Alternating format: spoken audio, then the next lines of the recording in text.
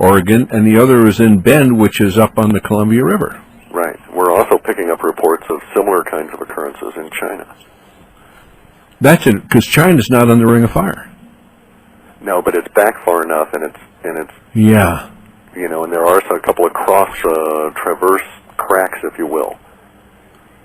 And then, of course, we've got all of the Russian volcanoes popping off, and Vanuatu volcanoes, and new volcanoes popping around under the sea. And then there was this little study where they went out looking for volcanoes, and they expected to find a few thousand, and they found millions.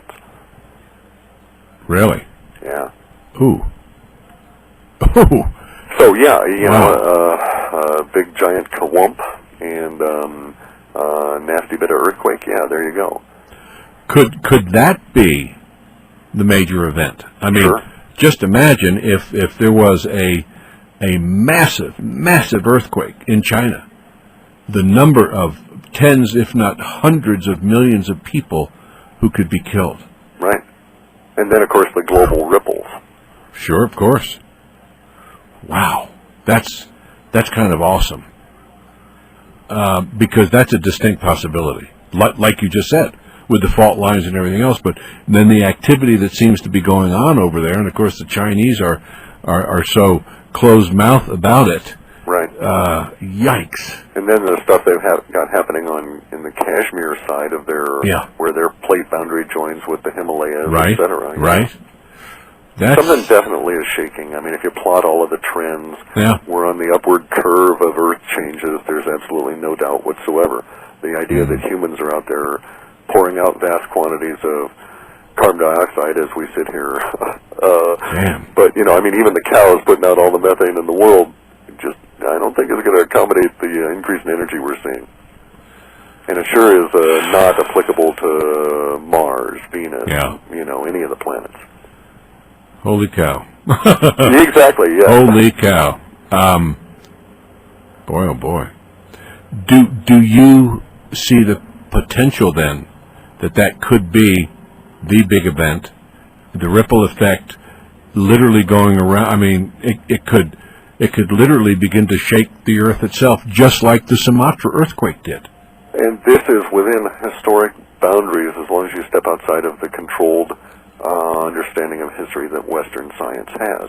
There's vast numbers of volumes written in Sanskrit that have never been translated into Western languages, going to the period of time 12,000 plus years ago, in which they had a point so earthquake-filled, a period of time so earthquake-filled, that you would build your house up in a day and it would get knocked down the next day.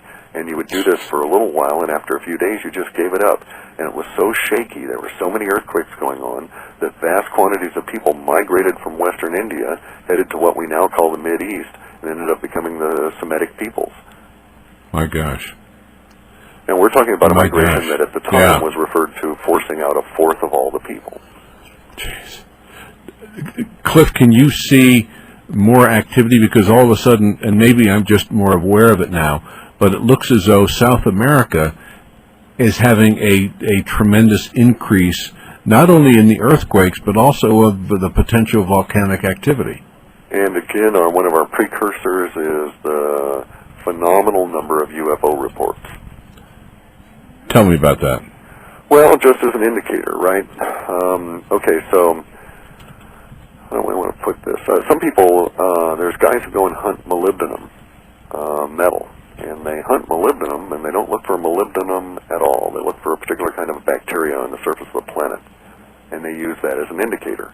And where that bacteria grows, they know they'll find their particular mineral down X number of meters below that. And they've even got to the point where now they're going to start looking for various kinds of bacteria from space, using various different wavelengths to hunt various different minerals. Really sharp fellows. And what they're doing is they're using indicators. They don't actually have to see the mineral in the ground, because they know this bacteria does not grow anywhere that it can't get access to it through the local groundwater. So, we're in a situation where it does not matter to me what a UFO is. The mere fact that we get clusters of reports is in of itself meaningful. Jeez. And can be applied to any number of associative phenomena, frequently earthquakes and volcanic activity. Wow. So, let's back up, and I want to hear a little bit more about the UFO activities and some of the stuff that you have picked up. Well, one of the things we've noticed has been about a tenfold jump since the year 2000 in reports globally. Bearing in mind that at any given time, we always pick up what one might consider to be, say, fringe kind of stuff on the Internet. It's great for that. We've been picking it up since 1997, and I've always seen the UFO reports and never done anything with them. But then I just started to keep track of them simply because I had to throw them away, and so I was counting everything that we were throwing away. And now I've discovered that we're counting thousands more of those. So whereas in 1999 you might have had a particular locality have 20 reports, now it's getting 2,000 and 3,000. And subsequently we find weird Earth activities. And curiously, one of the hotbeds of activity ever since the year 2000 has been that area in Kashmir that's experiencing all the quakes now. Oh, you think there's a direct correlation between... There's a link. Really? That's interesting. And guess where else we've had massive earthquakes recently that's also been just a huge hotbed? Oh, boy. San Francisco? Iran. Oh, Iran. That's bizarre. Yeah. And then a few weeks before problems off the coast of Turkey, all kinds of UFO reports in Turkey. Now, do you foresee then, let's say Iran, a major earthquake like 9? I think the plate's going to shift. Which plate where, I don't know, but I think it doesn't matter since we're all in the same ball of mud. If the ball of mud's shaking, we're all going to feel it. Wow. My gosh. Wow. Jeez, I don't... It's so disconcerting because everything, Cliff, that you have told us, not only tonight, but, in all the previous shows, is that Earth and all of humanity are rapidly approaching, and I mean rapidly within the next few years, something that is going to change existence, life, and consciousness on planet Earth like never before. And that's still the case. And in fact, we now appear to have more and more evidence of it. One of the things I like to do is I say, okay, let's say X, Y, and Z look probable. And we're doing probability analysis, and Y falls on the other side of X, and Z falls on the other side of Y. Yeah. If we hit X and X comes out to look pretty good, well, I say, okay, let's up the notch of probability of Y occurring, etc. So that as we go forward in time, we can adjust our probability scale to actual results. And I would have to agree with your statement that that certainly does appear to be the case. I mean, it is outlandish to say, within the normal context of the way humans walk around and think about things. Right. But on the other hand, we certainly have experiential, personally, on with the earthquakes and etc., as well as scientific evidence of new energies pouring in. And the conclusions are being reinforced as events come forward.